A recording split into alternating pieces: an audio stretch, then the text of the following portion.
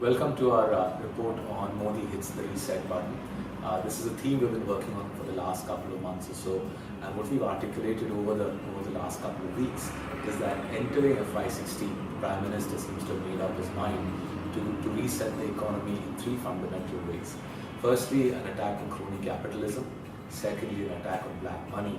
And thirdly, a resetting of the way India gives subsidies and a move to direct benefit transfers. Let me quickly articulate what these three thrusts from the PMO will consist of, what the effect of that on the economy will be, and finally what the effect of that on the stock market will be. The attack on black money will be a very visible attack, we believe. Our sense is that this will kick off with the legislation that will be expedited through Parliament in the last week of April, where overseas black money will be made something that will be compulsorily declarable in tax returns. Over and above that, the Income Tax Act also looks likely to be amended to make it much harder to do real estate transactions in black money.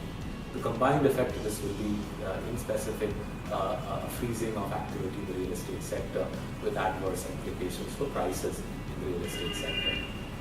The second aspect of Modi's reset seems to be a focus on going after the crony capitalism model that has so characterized India over the past decade.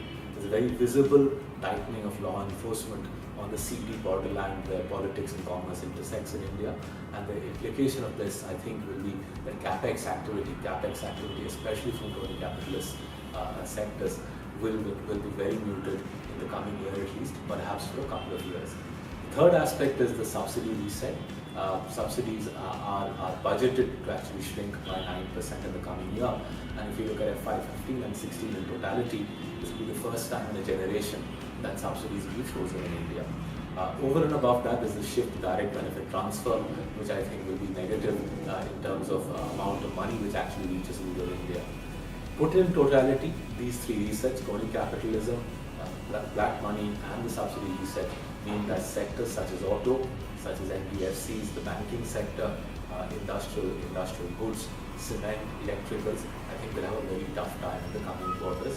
At least the first two result seasons, the Q4 result season, the Q1 result season will be difficult seasons for both of these sectors.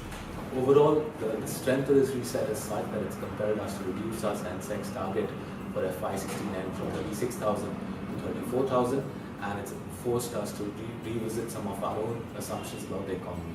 In particular, economic growth has been downgraded from 7.8% for the year ahead to 7.5%. Basically, we are saying the Indian economy will not grow faster in FY16 versus FY15.